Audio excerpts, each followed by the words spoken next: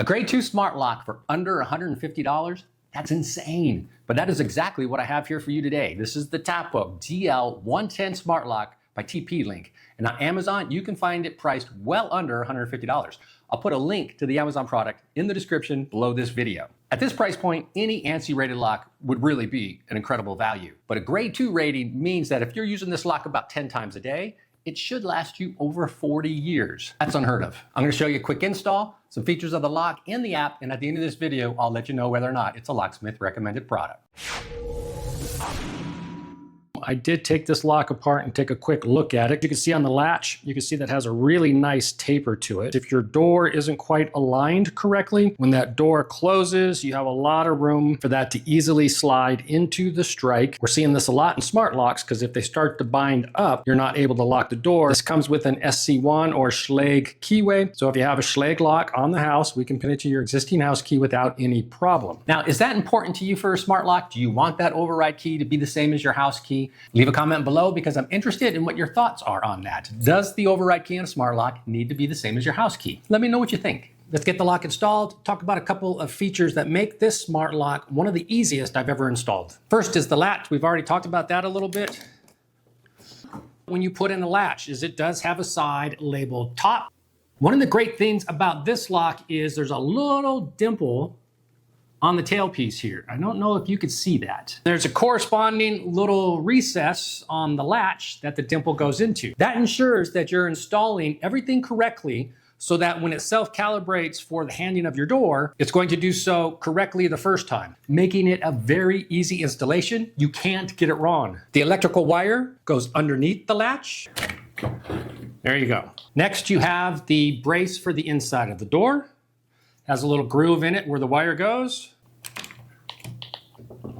And then you have your securing screws, which secure the outside of the lock to the mounting bracket. Now this lock actually comes with two sets of screws. It comes with the standard screws and it comes with a thick door kit, which has a little bit longer screws so that you can mount this lock to a door that's a little over 2 inches thick. Now, optionally, there is another little screw that you can put in here to the top of the security plate. If you want the maximum security of the lock, you're gonna wanna put that other little screw right there. Next step is to put the inside piece on the lock. And again, they've made it extremely easy. You can see that the connector there has been painted red. If you look at the lock, they've also painted that red. You just line up the red pieces, red to red, can't get it wrong. Now there's 3 screws that secure it, one on the bottom, 2 on the top. This is a heavy duty battery pack. This battery will last over 12 months. Most smart locks have battery packs that last around 6 months. This one will go 12. The battery cover slides right on. Should that battery die for any reason, you didn't catch the alerts in the app or something like that, there is a Type-C jumper on the bottom of the lock. It's right there, and you could just put a backup battery power supply and a Type-C cable right there, and you will give the lock enough power so that you can get in and charge the battery. Hey, if you're liking this video, smash the like button. The algorithm loves it, and be sure to click on that bell icon so you'll be one of the first to get notified every time we have a new video come out. To open the lock, you just touch it to wake it up, and you enter your code. Unlocked. And that will throw the lock open. From the app, you can unlock and lock the lock, and you'll be able to lock that remotely from anywhere you have a cell phone connection. Lastly, you can use a biometric scan to unlock the lock. You just simply press your thumb up.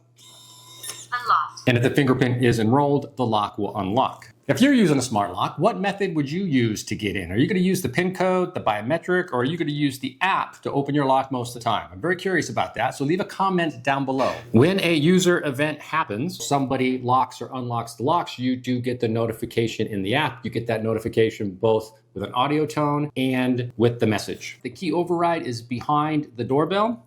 So when you pull the doorbell open, you'll see that that is where the key can go, and that's how you can manually unlock the lock with your key override. One of the things I like about the PIN code on this particular lock is that you can hide your code. So you can put in any 20 digits. And so long as your code is buried somewhere within those 20 digits, the lock will open. This is a fantastic feature if you have somebody looking over your shoulder and you don't want them to know what your code is.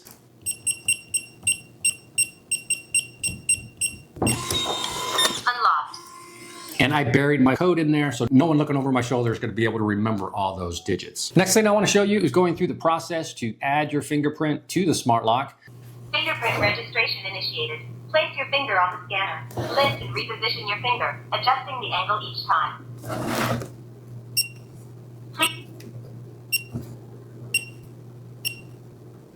Fingerprint registration complete. Exiting fingerprint registration.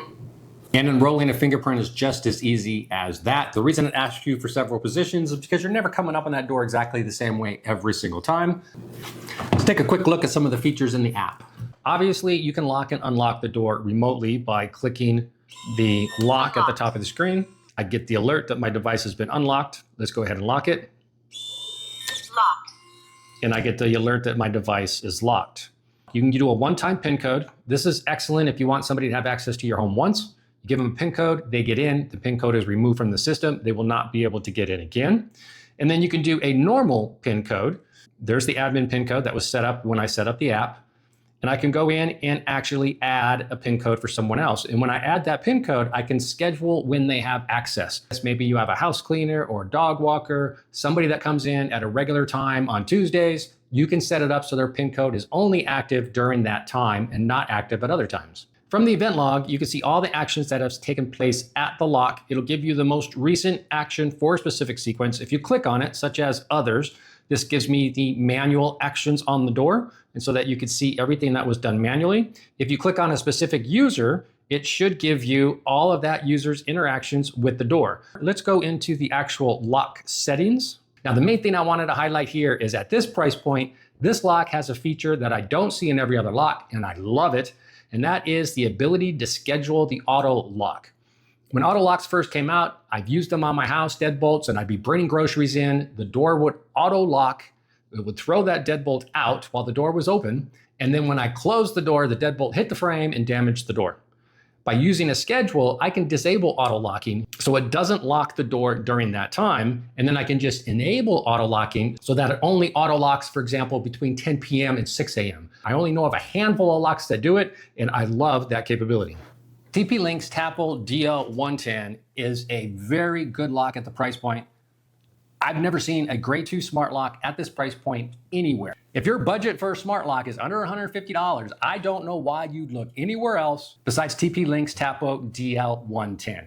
4 methods of entry, one-time use codes, scheduling of auto relock, which is a feature that very few smart locks have at this point, 12-month battery life, Google Alexa integration. At this price point, this is probably the best smart lock out there. I'm Robert with Acme Locksmith in Phoenix. You've been watching Locksmith Recommended.